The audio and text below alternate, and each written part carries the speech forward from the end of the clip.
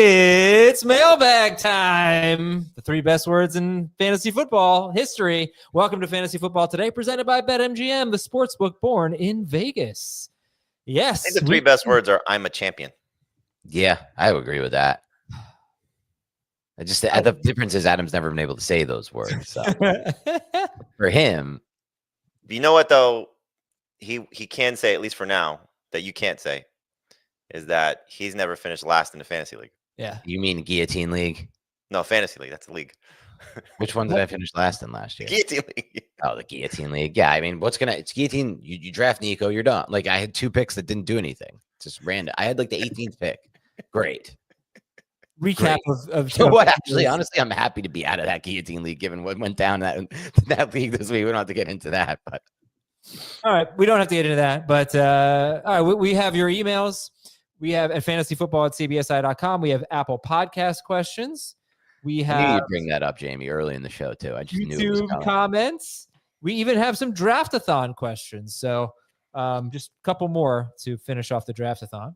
But let's start with some news and notes. By the way, I've pretty much lost my voice, which isn't great. Isn't ideal. So here we go. Sauce Gardner expected to play, but Ed Oliver for the Bills is out, and he could miss multiple weeks. They're at the Jets-Bills Sunday at 1:00. And yeah, better news for Breece Hall and for Justin Fields. Jalen Waddle expected to play. Isaiah likely will not play this week, but he's getting closer. The Colts could be without 3 key defensive players. That's pretty much all I got for now. Colts are at the Broncos. We'll hope that more comes through. Jamey, do you have any fake Malik Neighbors updates for us again? Do you have any what? Fake Malik Neighbors injury updates again for us? What fake? You didn't practice last time. Oh, he played. He's fine. Darius Slayton should be fine, and Andrew Thomas on the fence. We don't know. Oh, Christian Gonzalez still not practicing, so that's a big one. Yeah. That's about it. Okay, let's get to some more fun stuff here. Let's talk about. Let's do our draft-a-thon questions. Here's a draft-a-thon question from Scott. 12-team PPR, 2 running back, 2 wide receiver, 1 flex league. What is your trade philosophy early in the season, especially after a week 1 loss? How do you balance that pushing the panic button feeling and knowing you need to make improvements? I know my depth at wide receiver, Jefferson, London, Sutton, Tedero McMillan, Olave, Mooney, and Kirk, can help me bolster a weaker running back room of Hampton, Tracy, Krosky, Merritt, and Braylon Allen. It's a good question here. Jamey, we don't want to hit the panic button, so what do you think about early season trades?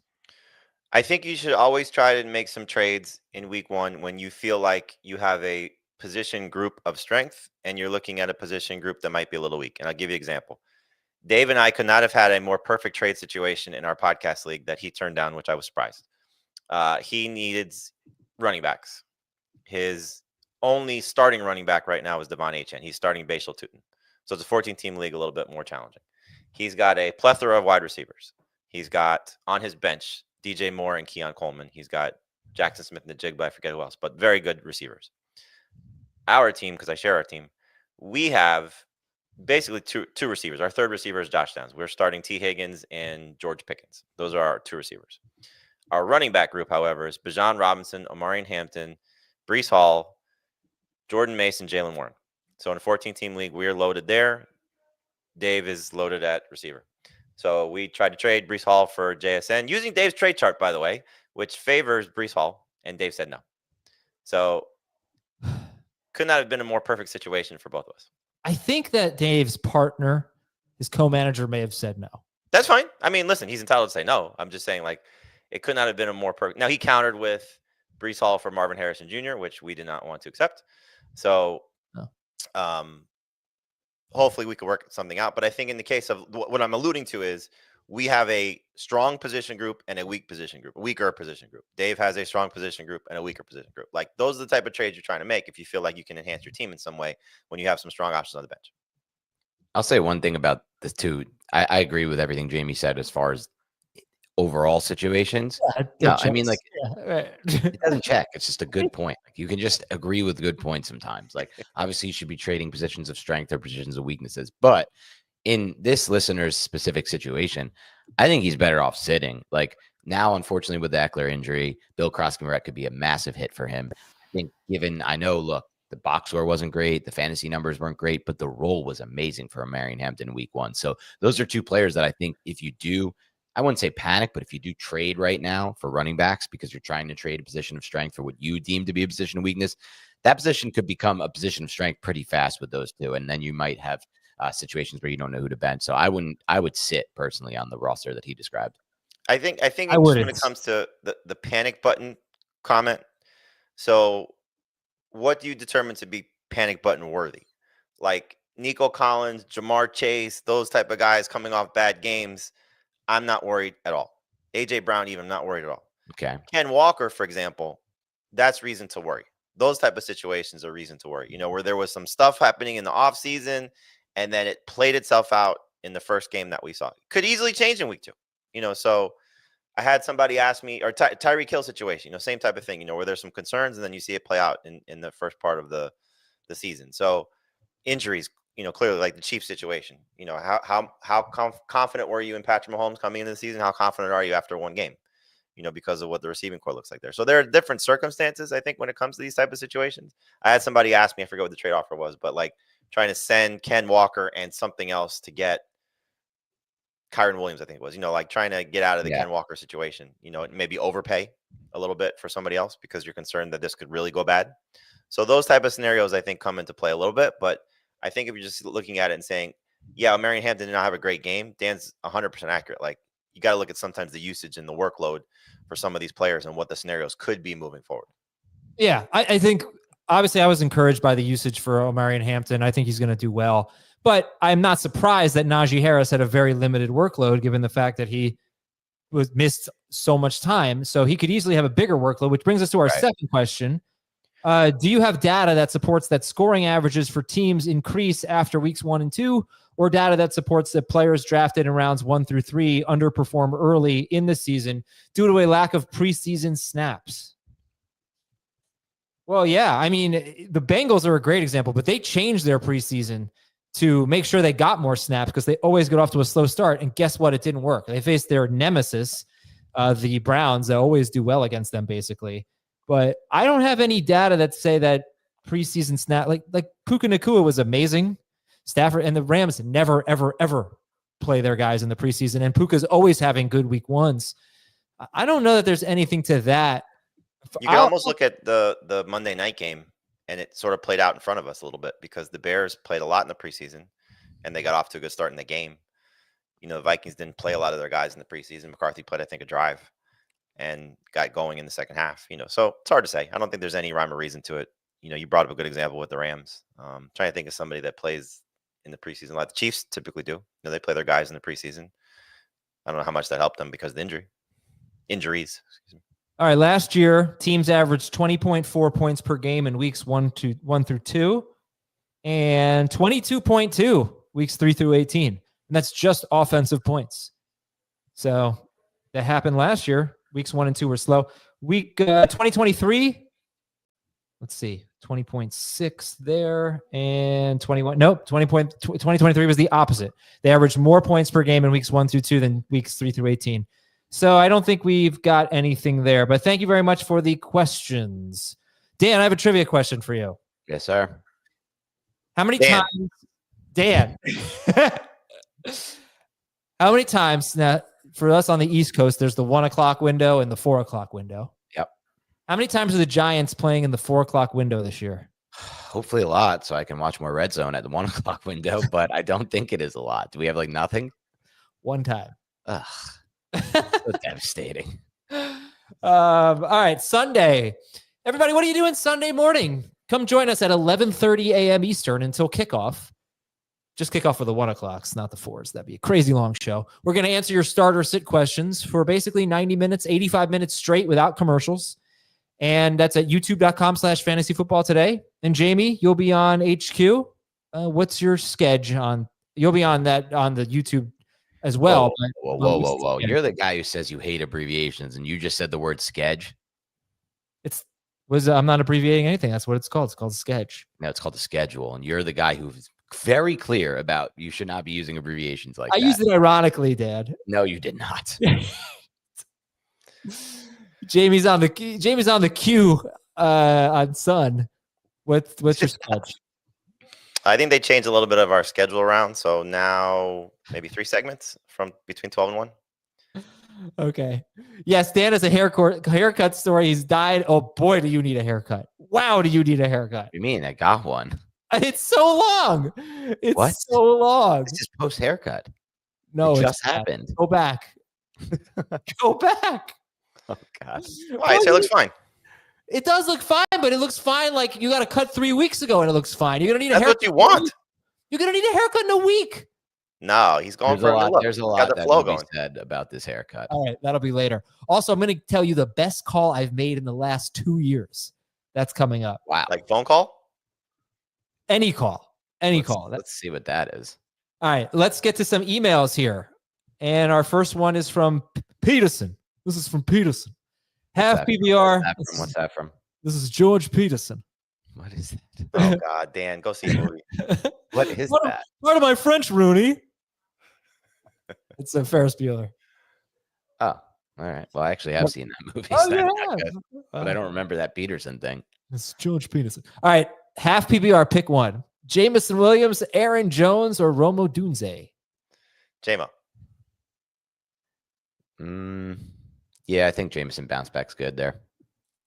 All right, this one's from second one from Peterson is pick three. AJ Brown, Mike Evans, Alvin Kamara, Tony Pollard, Teteroa McMillan, Javonte Williams. The first three.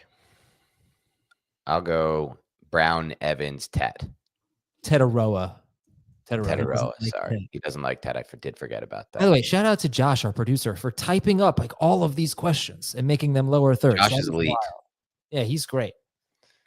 Way to throw Thomas under the bus, by the way. Good job. That doesn't mean Thomas is not elite too. Thomas is super great. Does not mean that. It does. You're right. All right, this is from Devin. Wondering who to start or sit in a PPR league. Two flex. I just want to say, with that said, I do believe Josh is a better golfer than Thomas.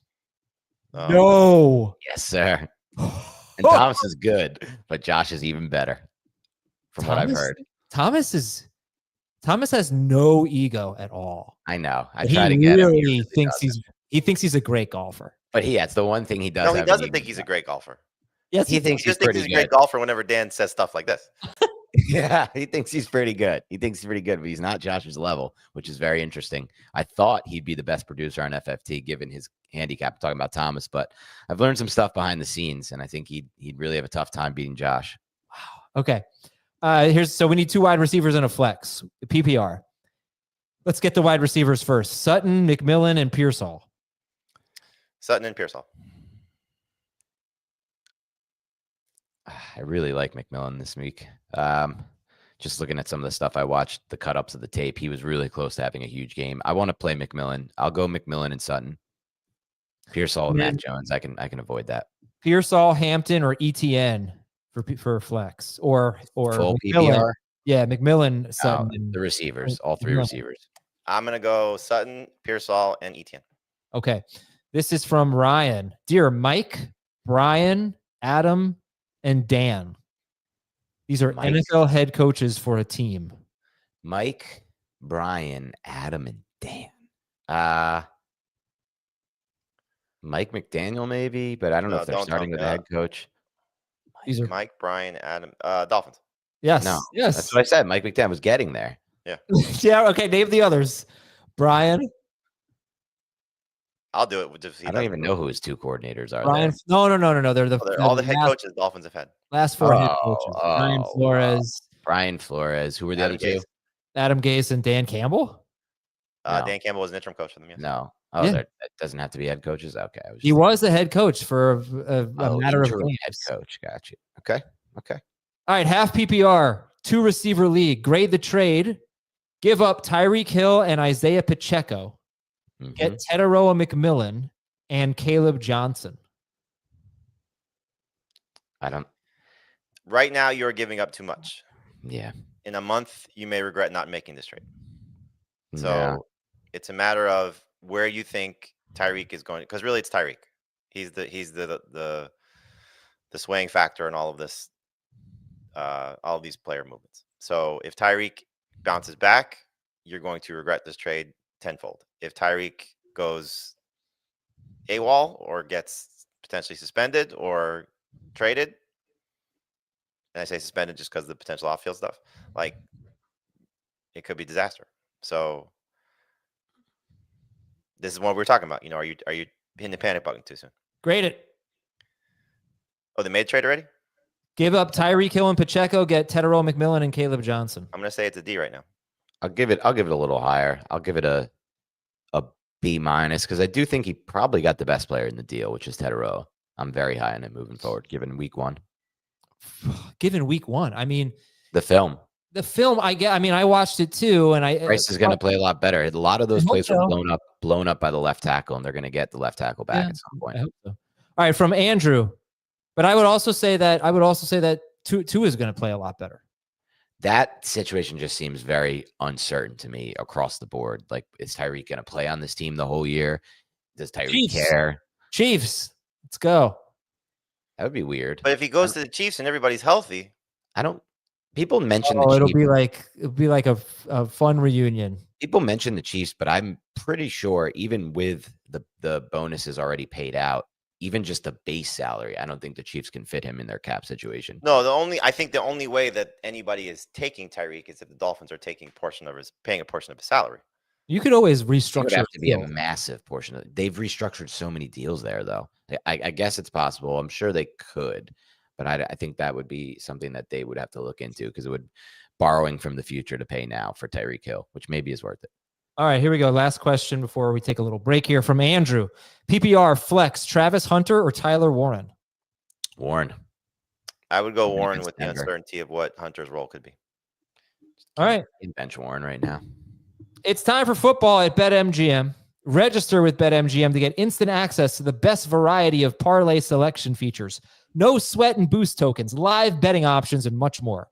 New players can receive up to $1,500 back in bonus bets with bonus code FANTASY if they don't win their first bet. You don't want to miss out on any of the hard-hitting action at BetMGM. Place your money line, parlay bets, and more today. BetMGM, make it legendary.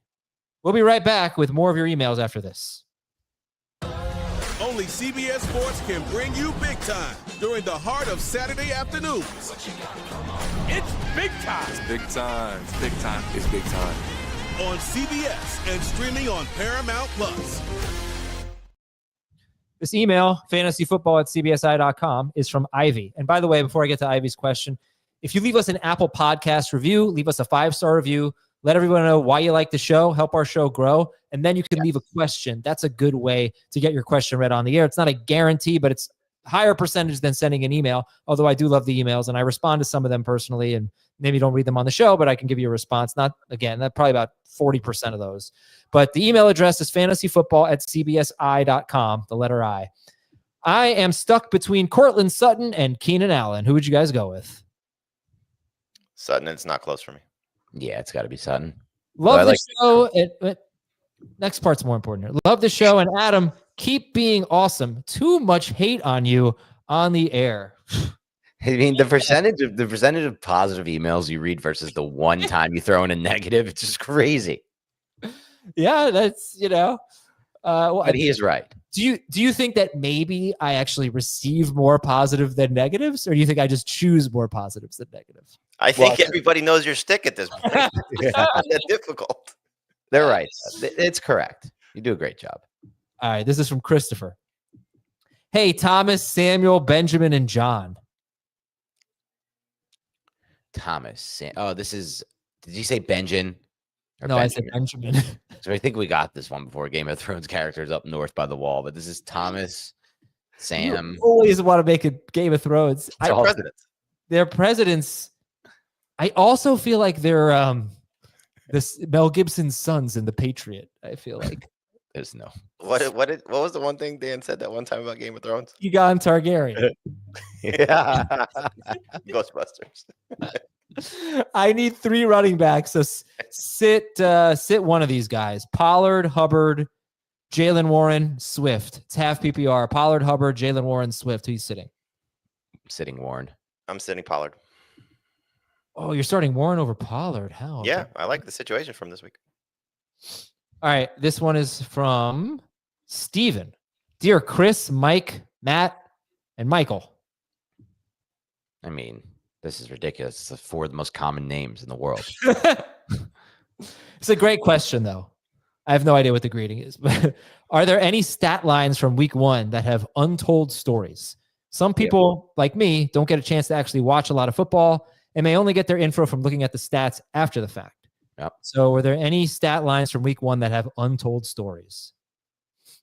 I said before, but Tedero McMillan, his tape was great. He got open on multiple vertical routes where he should have got the ball. There were a couple timing routes that were disrupted by the tackle play, which could be bad until they get Ekwonu back. So that I think will improve. I think he comes to mind first. Let me think of some other ones. I'm trying to think. I'm just trying to attach it to numbers versus, what actually we saw. So, like the targets for the guys in New Orleans, the targets for the guys in Cleveland. Like, how sustainable is that? Specifically New Orleans, because They threw so much. Huh? They threw so much. But that's, I think, a staple for Cleveland for sure with Joe Flacco starting, and probably going to end up being a staple for New Orleans. What else would I say? I would say that when I watched Ken Walker and Zach Charbonnet, Okay. you can see that Ken Walker is so much obviously faster than Zach Charbonnet. So I think the better word might be explosive. Either way, I think I think they'd be making a mistake, even though Charbonnet was so much better than Walker. Strongly disagree. I think they'd be making a mistake to just like turn the run game over to Zach Charbonnet. I think he's not going to give them an explosive element. It's more. Let me just give you some insight for what we had yesterday on the show you don't watch. So Thursday, 1 p.m. Eastern on CBS Sports Network, we have Robert Turbin join us. Mm-hmm. And Turbo is very in tune with the Seahawks, used to play for them. And he even said this when he was answering the question, because he's fantastic. And he said, Ken Walker is one of his friends. They need to make Charbonnet the number 1 running back there. Yeah, I agree with that, but to what degree though? Well, I don't know if we're back. Yeah, go ahead. Well, no, I don't want to cut you off. Go ahead. I was just gonna say, like, I think Charbonnet could be the number 1 running back, but I don't know that. I just don't think you can lose Ken Walker and make, because Walker gives them something that Charbonnet just can't. He does give them that speed element that you're talking about. I don't know if I would say explosive, though. I think the Charbonnet run's pretty explosive for it depends what you mean by explosive. I guess I need to frame Big plays. Yeah, long plays is not, but long plays don't happen a lot at the running back position in general in the NFL. I don't think we should be chasing them, or I don't think offense should be chasing. This reminds me a lot of the DeAndre Swift Montgomery debate from years ago, Adam, that we had on this show. And when it comes to a player like Charbonnet, he's just much better at processing runs behind that. And I think that's probably what Turbo was kind of referencing. He also gets his weight behind him. He squares up. He runs with good low center of gravity. He runs through contact. He's like 230, but it's pretty fast for his size. Like, he just looks a lot better behind that scheme. Maybe it was because of they were trying to play Robert Saleh, and they were trying not to run as much outside zone in week 1. That's possible. And they may have matchups where Walker will be the better fit. But overall, I think Charbonnet is a better running back. If you're looking for what running back means, he's not as fast. He's not as explosive. I'm fine saying that, but just like playing the position, I think he's better. He might be. I just there's a lot of nuances about running back that get overlooked in my opinion. I don't know why that one just came to my mind. I thought Marvin Harrison was wide open a lot, and Kyler had a bad game. Yeah.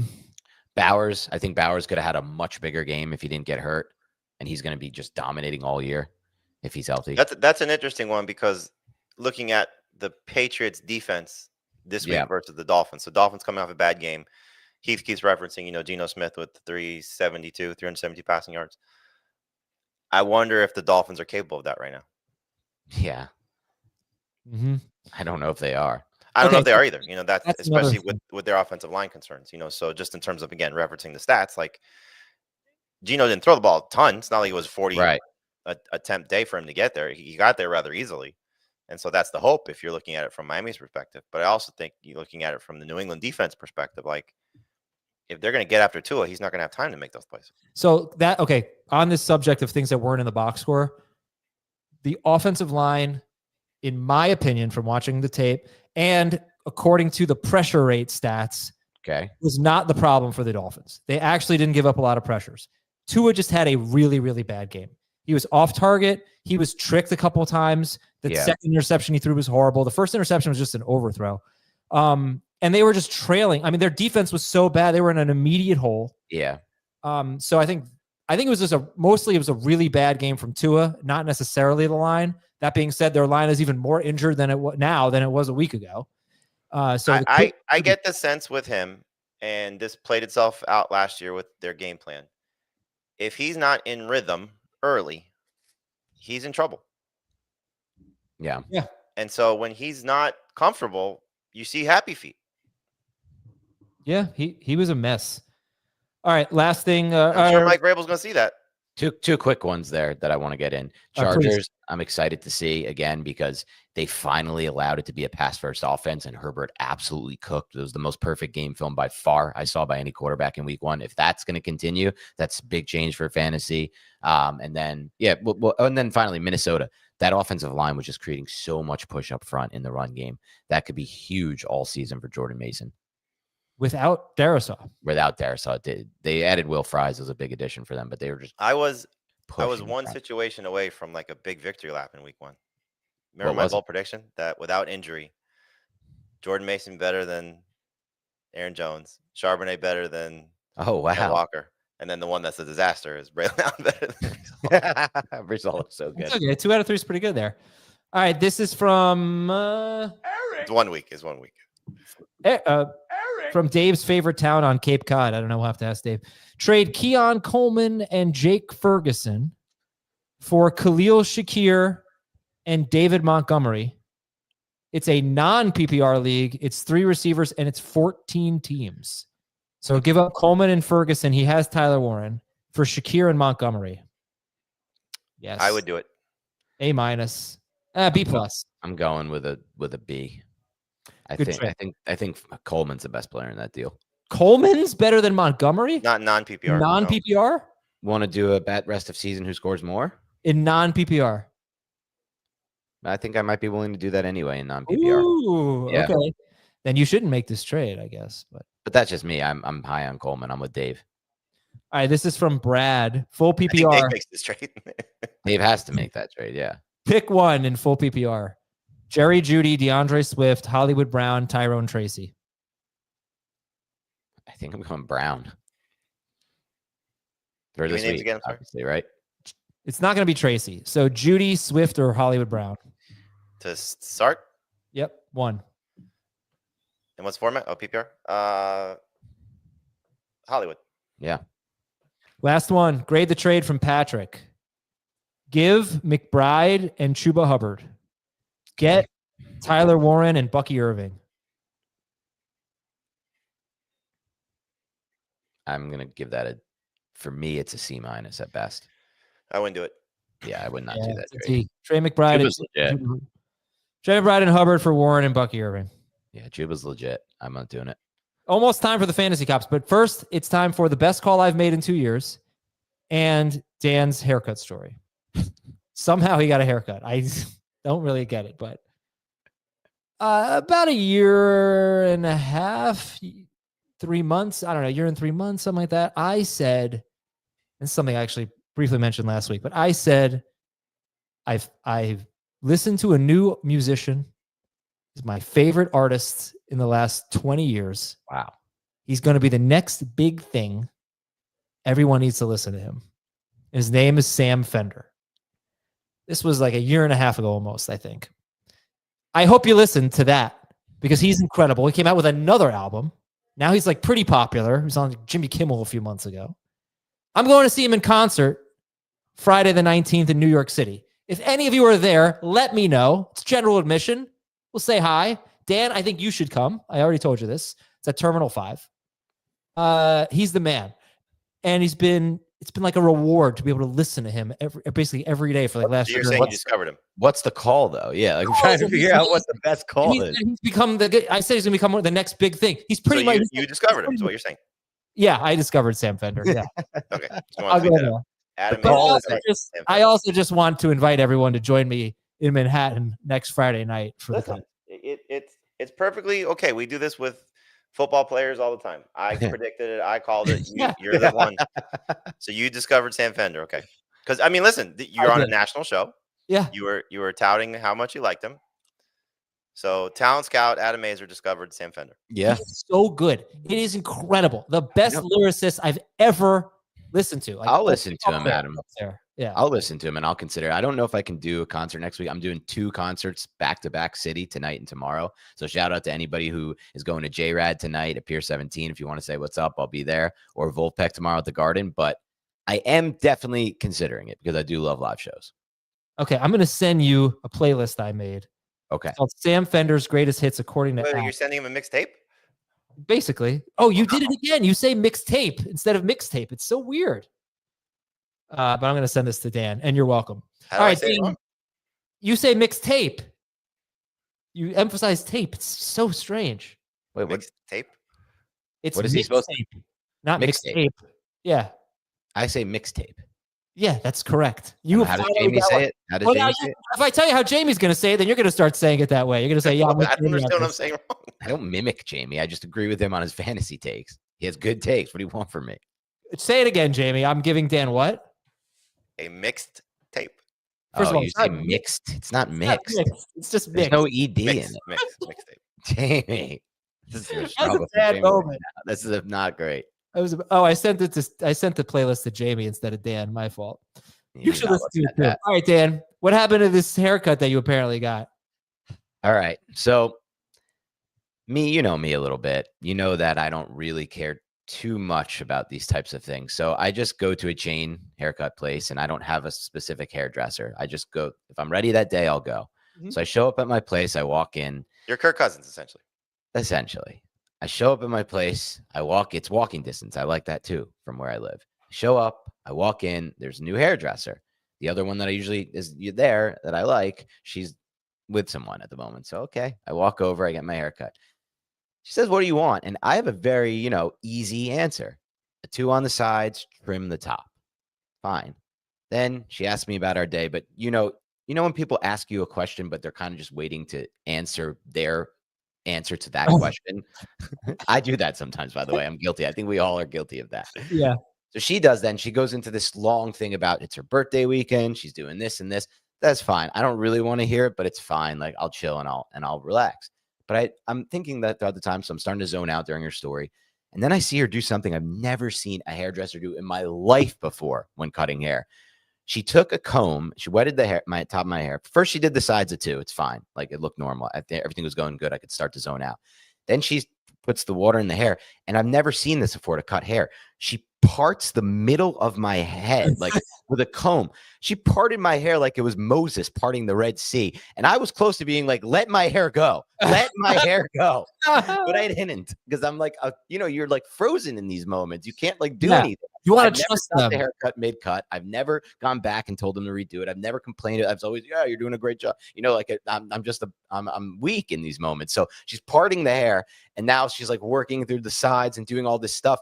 And like in the end, after all of that, she's already done. She had done all the job. Like the job was done basically. She's like, oh, how do you normally wear your hair? Like that's a question you need to ask at first. Yeah. I usually curl it over to the side, and then she gave a kind of look like, oh, like that's probably not going to work with what I just did to your hair. I was just like sitting there like, all right, I guess that's it. Thank you. You do not have part in the middle hair. No, obviously. Yeah. It's not good for that. Right. But no, it looks like it's okay. I did my thing to it and it looks fine, pretty much fine for the most part, I think. But man, that was wild. You got to grow up, man. Like you got to get a barber. You got to get a person. No, but I don't want that. I like this. This is cheap and walking distance. Like these are things I don't care about my hair enough. But you said there's the same person that you go to in that place, right? Usually I usually get the same person. And then I you just wait for her. Yeah, I should. You could have just waited. Someone wants to know if you tipped. Of course I tip. I'm a good tipper. The hair looks good. The hair does look good. Your hair looks great. It just doesn't. I know it actually kind of worked out fine. Like after I did, did the comb over thing that I do, but it doesn't look bad. Like I kind of think overall it ended up pretty good. It was just in the moment watching her do that, like part the hair. I had literally just a line going down the middle of bald, and it was crazy. I've never seen it. It's a new style, a way to do it. I don't know. It's crazy, but it was worrisome in the moment. Jamie does need a haircut. I do need a haircut. Kelly's on vacation. Oh, brutal. It's so Brutal. bad. Jamey will not get a haircut unless if Kelly were out for 3 weeks, he'd wait 3 weeks. See, that's that's what a smart person does. I'm not a smart man. Kelly is. Adam has never looked better than when he went to Kelly. Kelly's great, but the guy I got now is the man. He's great. He puts on great music, 90s rock when I'm in there. It's good stuff. For you? You ask him for that? No, it's just what he likes. Okay. Yeah. All right. We're going to get to the fantasy cops after this quick break on Fantasy Football Today. Then we'll come back and we will regulate your leagues. Be right back. When you need your sports news all the time, we've got breaking news to bring to you. CBS Sports HQ gives you a snapshot of all the sports that matter to you. When you need your sports in a snap, find it on CBS Sports HQ. Streaming free anywhere you are. Yeah, I don't have the guts to tell the barber, like, no, you're doing this wrong. I don't have the guts to do it. I'm going to get a terrible haircut, and then I'm not going to say anything. Right. Very nervous. And I'll say everything's fine at the end. Yeah. There's something wrong with me. All right. It's time for the Fantasy Cops. This one is from Andrew. He says, hey, guys, can you chime in? This league's been running for 20 plus years with a group of friends that basically hate each other. We've been on That's awesome.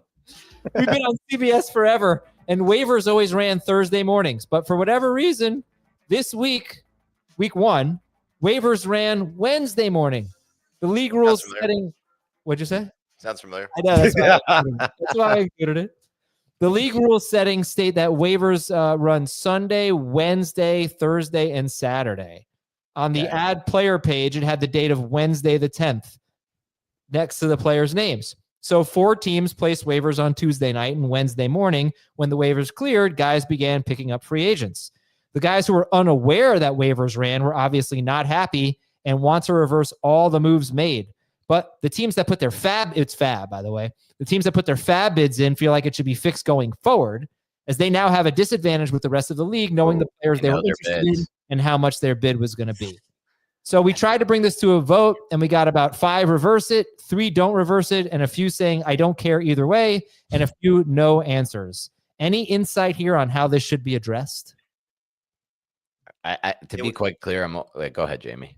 It was never made clear that it was running Wednesday this week. It was never made clear. It was in the league rules. I guess it was changed or something. I don't know. And if you went to the player pages, you saw Wednesday next to their names in terms of when they were available. Yeah, I think that's probably the only league I know that does that for sure. I could be wrong, but Sleeper, you could see the. No, our leagues do it.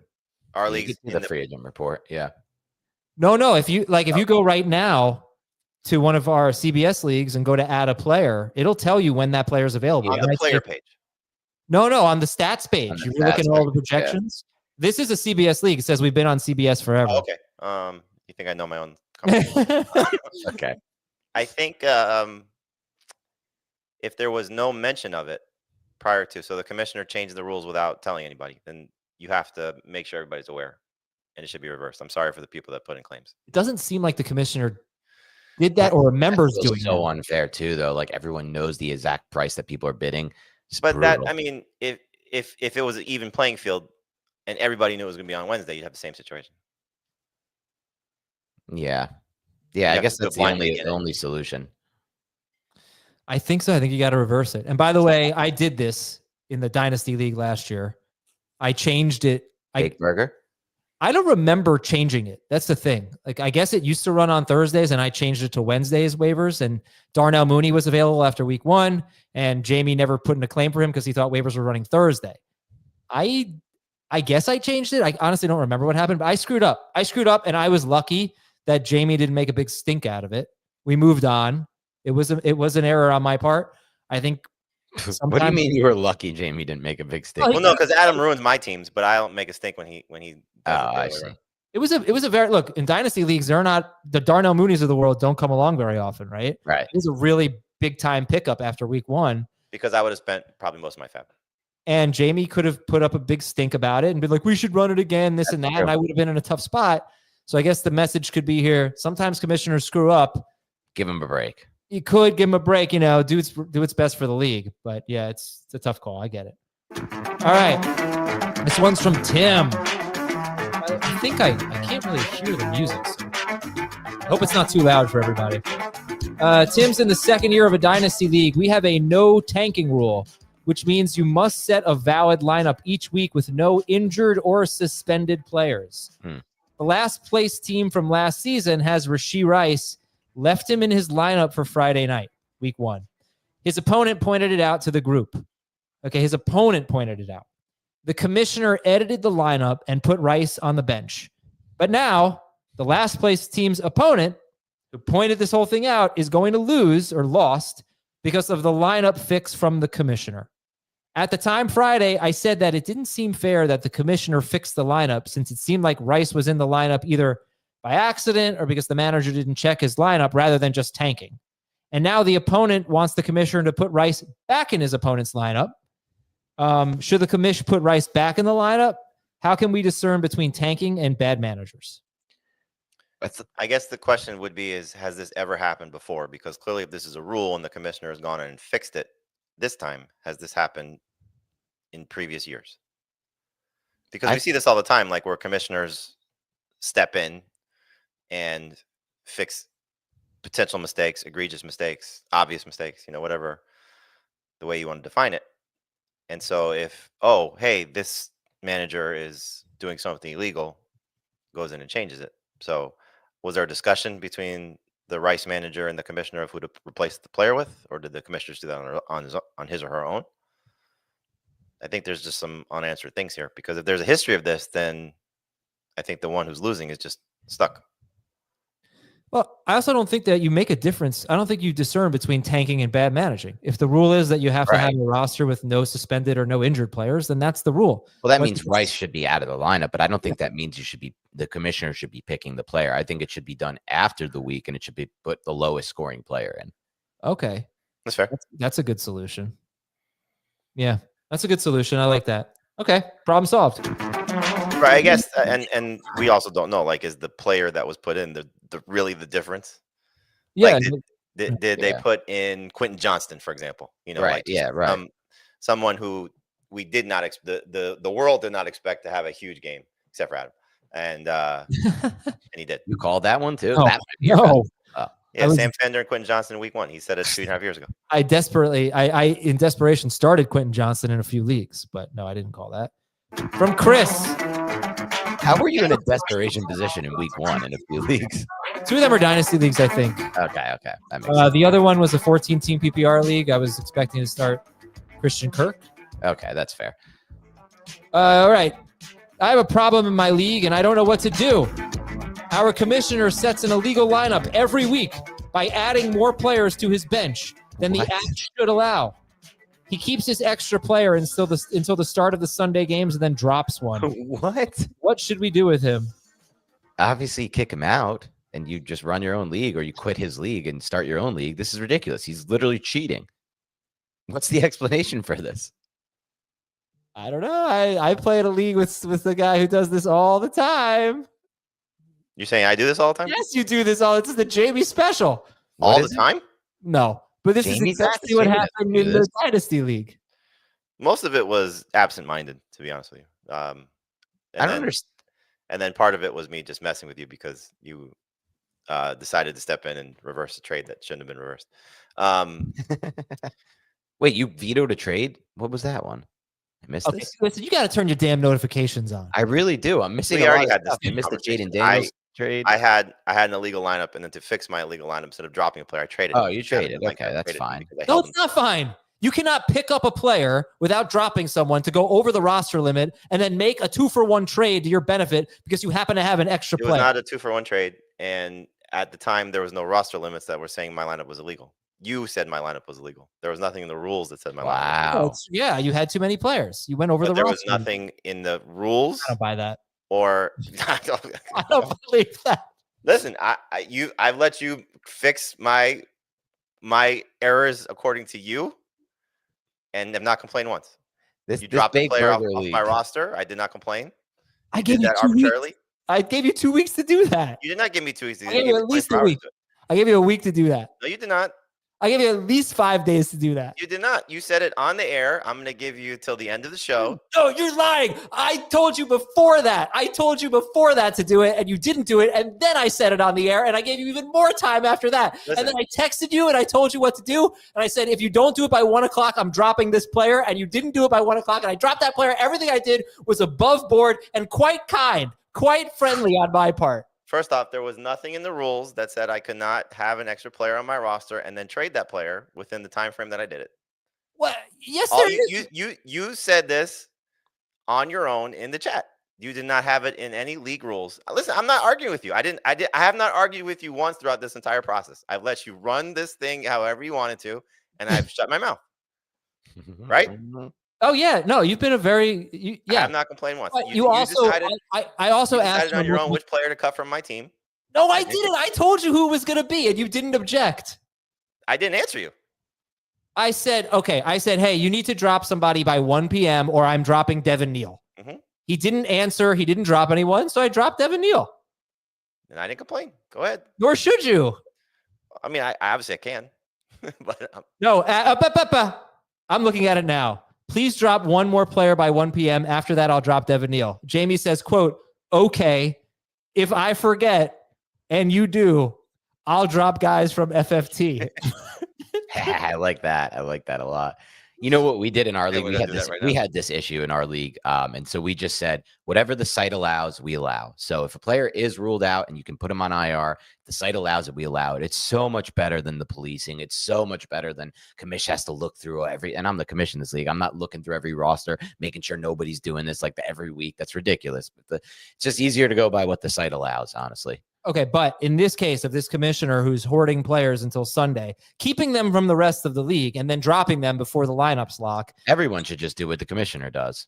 I mean, you could do that. It's just easier to just do the site allows. It's just the self-policing stuff just gets so messy. All right. But I do need to say one thing about the Big Burger Dynasty League. I scored 193 points in week 1, and I'm in first place by a mile after Adam and Jamey both criticized my guillotine chop, which deserved criticism. I had to put that brag in. You know what? This is the place. This is a safe space. Good job. I wouldn't even call that a humble brag. Figure out if I want to just. There was nothing humble about that. No. Yeah. If I want to just sell off the entire team, and really just. I'm buying. Like, just send me like your worst trade offer or something. Okay. Oh yeah, me too. Same here. Oh, I see what you're hinting at. Interesting. Oh, you're gonna like ruin the league. You would never do it. All right, we got some Apple Podcast questions. This is from Hindsight. Dear Brandon, I think Dan will get this. Dear Brandon, Ahmad, Tyrone, and Ron. Oh, we got Giants running backs. There you go. Grade the trade. Tyrone Wheatley, what a throwback. Do you remember Tyrone Wheatley? Oh, my mind was going Tyrone Tracy, but Tyrone Wheatley was, I think, the first Giants jersey. No, Rodney Hampton was. Okay. Do you remember Rodney Hampton? Of course, I remember Rodney Hampton. I have a very funny Tyrone Wheatley story that I will tell you off the air. I cannot tell you on the air. Oh, okay. I'm interested. All right. I traded Nico Collins, Braylon Allen, and Caleb Johnson for Ashton Genty, Chris Olave, and Najee Harris. Nico, Braylon Allen, and Caleb Johnson for Genty, Olave, and Najee. So basically, it's Nico for Genty and other parts. I think Olave is more than just an other part. It's basically Nico and Braylon for Olave and Genty, because I do like Olave too. I still don't love the trade. I think Nico's the best player in the trade. So would you trade just on their own? Would you trade Genty and Olave to get Nico? Or vice versa? I would rather Nico. I think I'd rather have Nico too. I think it's an even trade. Good job. It was very alarming, though. I'm hoping it's just the Rams' pass rush is so dominant And secondary. and secondary, but it looked really, really bad for the Texans. It looked like that offensive line was non-functional. Okay, I think this might be a fantasy cop situation on Apple Podcast from GrizzPaul11. I'm in a 32-team guillotine league. I had submitted the highest bid for Teteroa McMillan. However, unbeknownst to me, at some point yesterday, the app moved David Bell off of IR to my active roster and gave me an illegal lineup. I mentioned this in the league chat. The commissioner fixed it. The other manager complained, and the commissioner switched it back. I started with Bowers and Mahomes. So, all right, anyway, forget that part. Should I get Tedero McMillan? The only reason he didn't get Tedero McMillan is because the app moved David Bell off of IR into active roster without him noticing. No, he should get McMillan, in my opinion, then. It was waivers? Yeah, it was Fab. So I'm confused. It didn't run because he had an illegal lineup? It didn't submit his bid, but he ended up with the highest bid for McMillan. But I guess it didn't process it because he had an illegal lineup. I never heard of that before. Yeah, I'm not sure about that. That's on our site? No. Did he say? Okay. No. I mean, if there's evidence that he had the highest bid, then yes, he should get him. It just kind of creates a little bit of a conundrum going forward because, what if you did notice that someone came off your IR and you still made the bid anyway, and then you said, "Oh, I didn't notice." You know what I mean? So it's kind of like you might have to just stick with what the app does. The player in question is David Bell. Yeah, I know. Why is David Bell still on a roster? I don't know. Good luck charm. This is from Bishop JC. Hey, Cooper, Terrell, Randy, and Jerry. Cooper, Terrell, Randy, and Terrell. Jerry. I mean, They're receivers. Cooper. No, I think. But Terrell Owens, like Yeah. what are the? But what? Randy teams Moss is and there? Jerry Rice. why would Cooper Kupp be in that? Yeah, I He's don't think. triple crown. Oh, 4 NFL wide receiver greats that attended FCS schools. Oh, nice. That's cool. Yeah. Did they all play for the Seahawks at one point? Did Randy Moss ever go to Seattle? No. I don't remember Owens on Seattle. Owens was on Seattle at the very end, maybe. Where did he had some weird stuff going on at the very end, Owens. No, I don't I don't think think so. it was Seattle, but he had something. He was somewhere weird at the end. He Where went did to he? Buffalo. He went to Cincinnati. He went to Dallas, San Francisco. Was Philly. it just San Fran and Cincy at the end? Maybe it was the Bengals you're thinking of. That was Buffalo. Yeah. Buffalo and Cincinnati at the end. Yeah. So no Seattle. All right, here's But the question. all four receivers are. All four of them are receivers. Excuse me. Pacific Northwest, as Dan would say. Yes, it was. Yeah, Seattle's 100% the Pacific Northwest. Right, that's San Francisco's. Yeah, it is. It's more north. Yes, it is. Dynasty question. Right now, I'm starting Pitts at tight end, but Fannin was my plan for the future. Has the future arrived? Should I be afraid of the Ravens D when it comes to tight end production? Do I keep or move Pitts if I move him to the bench? So, what do you think? I would play Fannin, but I think it depends on, and we should know this soon. Hopefully, I'll check. But Mooney and London status. It sounds like they're both going to play. If either one is out, then I would probably go Pitts just because there's so much upside in this offense. I'm very curious to see. This is another one of, does week one carry over to the rest of the season? Because no Mooney, but Penix, anytime he was asked about Kyle Pitts, was raving about him. We saw, different role to a certain degree with the routes he was running.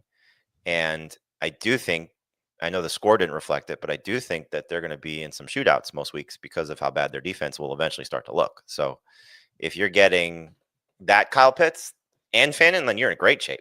But for this week, if both receivers are playing for the Falcons, I would go with Fannin. I thought that was by far and away. I watched the tape. I thought it was by far and away the best Kyle Pitts has looked since he entered the NFL from an explosiveness standpoint. He reminded me a little bit of what I saw at Florida. Now, at the same time, all Harold Fannin Jr. has done is break records. He was dominant last season in college football. No one cared. No one gave him credit for it. And then he looked awesome in week one. So I think it's a tough call. I kind of like them both moving forward, though. And I think you could be in a pretty good situation a few weeks from now with a chance to trade one of them. All right, let's get some YouTube questions here. I see this one that I want to read. Quinshon Judkins, questionable to play. What do you think about this comment, Dan?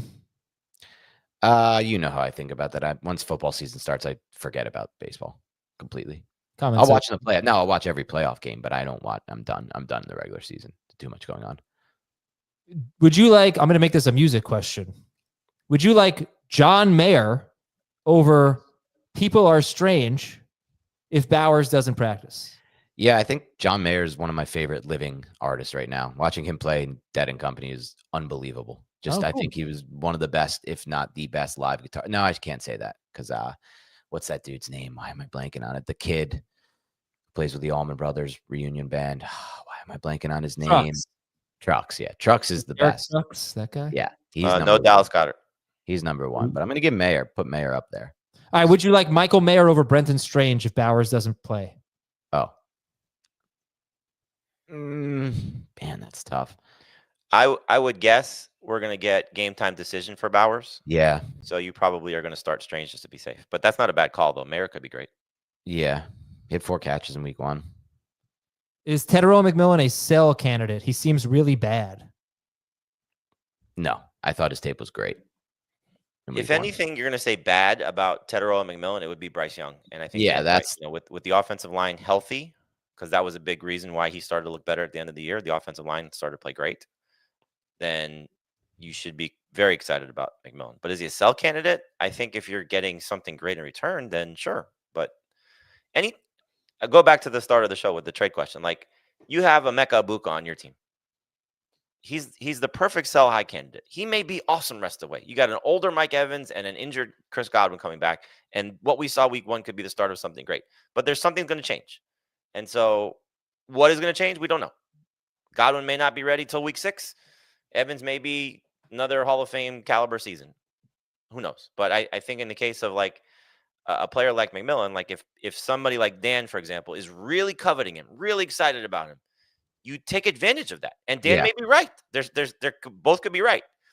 Dan may get a player that he wants and thinks is going to be fantastic, and maybe giving you, let's say, a Trevion Henderson because he's got a great backfield and is looking to make a move, and you're buying in on somebody that could be fantastic too. Like, it's not always I won the trade.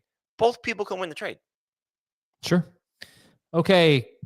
Half PPR. Should I drop Ray Davis, Trey Benson, or Najee Harris to make room for a defense?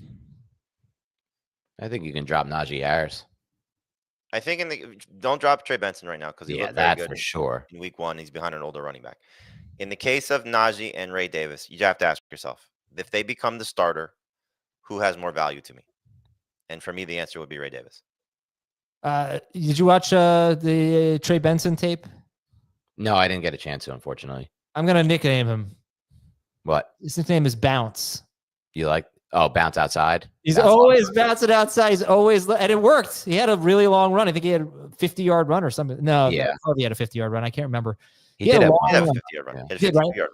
Yeah, but he is always, he's Ken Walker, basically. Yeah, RJ Harvey has that similar thing too. Grade the trade. Gave up DK Metcalf, Keon Coleman, and Krosky Merritt for Bucky Irving and Tyreek Hill. You have potentially the 2 best players in the trade. Yeah, I think I like it minus the Tyreek part, but it's good enough. I want Bucky. Okay. Tyreek is right. And you win the trade by a lot. A for me. Yeah. I'll go A. Dan's haircut is really nice. Sutton, thanks, Derek R. Yeah. Sutton, Pearsall, T-Mac, or Jacoby? Half PPR. Sutton. That's a good group, though. Haircut sucks. Start 2 in Superflex. Screw you, Scott Green. Just kidding. You can go. Hold on. I got to read them for the audio audience. Dak, Trevor Lawrence, Tua, and Darnold. Start 2. Dak for sure. That's an easy one. First 2 for me. Yeah, it's Trevor or Tua. I really kind of want to go Tua, man, with that matchup, but I don't know if I have the guts to do it. So I'll go Trevor Lawrence. So Dave sent me a cool stat. Well, not so great if you want to start Dak Prescott. First of all, the spread in that game is 4.5 points. Cowboys are crazy, right? Weird. Yeah, they should probably put a 0 at the end of it. But Dave says Brian Schottenheimer is entering his 13th year of his life as a play caller in the NFL. In his prior 12 years, he called for 35 or more pass attempts in blowout wins. Those are 10 or more points. Twice in his entire career when his team has won by 10 running, man. 35 or more pass attempts 2 times in 12 seasons as a play caller. Every game, okay, and then he continued, Dave said, his past 4 games against the Giants have had very mixed results. One monster game with over 400 passing yards and 4 touchdowns in a blowout win, a modest 20.7 fantasy point outing in week 4 last year, and 2 duds on low pass volume. In fact, every game except the monster had Prescott throw 30 or fewer times. So that is my concern. But I'm not as smart as Vegas. They've got it as a 5-point spread, 4.5-point spread. Hampton or Jalen Warren? PPR. I'll go Warren. Hampton for me, for sure. It better not be Warren. I'm going to be mad if it's Warren. Why can't they both be good? That's not how this works. It's a zero-sum game. I don't really know what that means, but it felt right. DK, Pearsall, Swift, Henderson, half PPR, sit 1. DK, Pearsall, Swift, or Henderson? Henderson. I'm going to sit Swift. I don't know if this is PPR or not. I can't really tell. Half. Okay. I'll sit Swift. I kind of want to sit Pearsall, but I'll sit Swift. You know the Bernie Mac scene in Bad Santa where he keeps going half? He's trying to negotiate the money. He just keeps saying half. No? I think about that all the time in this show. PPR, start Hawkinson or Fannin? Fannin. Yeah, Fannin for me. If we're starting, I agree, but if we're starting Fannin over Hawkinson, can we at some point, when are we going to get to the point where we say this Hawkinson take by me that I took a lot of heat for? This might not be the shirt, but I took more heat for it on Beyond the Box Score is correct. And I'm supposed to know the take? The take is that he was undraftable at his ADP. Oh, I don't agree with that, but if we're not starting him in week 2 over Harold Fannin, he was literally undraftable at his ADP. You're just burning a pick that you could use for a running back or receiver. Weren't you a Mark Andrews guy though? Not really. No. I had him ranked like 14th in my tight ends. I was a wait for Kincaid, Loveland type of guy, or take Bowers or McBride. Bench 2. Metcalf, better call Pearsall. Good one. Pollard, Pickens, Travis Hunter, Keenan Allen. Why can't you think of stuff like that? Oh, come on. That's such great team names. DK Metcalf. You know what? I'm going to come up with a team name right now for our FFT league that we're all in. Bench 2, DK, Pearsall, Pollard, Pickens, Hunter, Keenan Allen. Allen and Hunter. Hunter for sure for me. I really like Allen. I'll bench Pollard and Hunter. I have got some very good possibilities for team names. I've got Jalen Hurts. He's great for team names. I've got both Warrens. I've got Pearsall. I've got Nico. I've got Achan. I've got Golden. Your team names? And I got Purdy. This roster is just... Give me your players again. Hurts and Purdy. Achan, Nico, Golden, Pearsall, Tyler, and Jalen Warren. What's your record? Purdy, but it hurts. 1-0. I was going to say, thought I was golden, but now it hurts. I do have Zach Ertz also. Oh, boy, I didn't even tell you that. Rushing You it. did. No, I said Hurts. Oh, you have Ertz and Hurts. I have Ertz and Hurts and Pearsall and Warren. Wow. I don't have enough time. Way too much ammo. You got to figure something out there. Yeah. This is the best team I've ever had. All right. That's it for today's show. Have a great weekend, everybody. We will talk to you. You know what? Actually, I'm going to do rapid fire. No explanation, just answers. Ready? This is how we're going to end it. Swift, Hampton, Henderson. Sit 1. Swift. Pearsall or Ibuka? Pearsall. Ibuka. No, play Ibuka. Jamie says play Pearsall. Mason or Booty? Mason. Non-PPR, pick 1. Pickens, Moore, Judy. Pickens. Pickens. Jalen Warren, Jamey, or Jacoby Myers? In full PPR, Jacoby. Jacoby by a lot. K-pop Travis Hunters. I love it. Great team name to end the show. We are out of here. K-pop Demon Hunters, for those of you who don't have young kids. No idea. Have a wonderful weekend. Talk to you Sunday morning. See ya.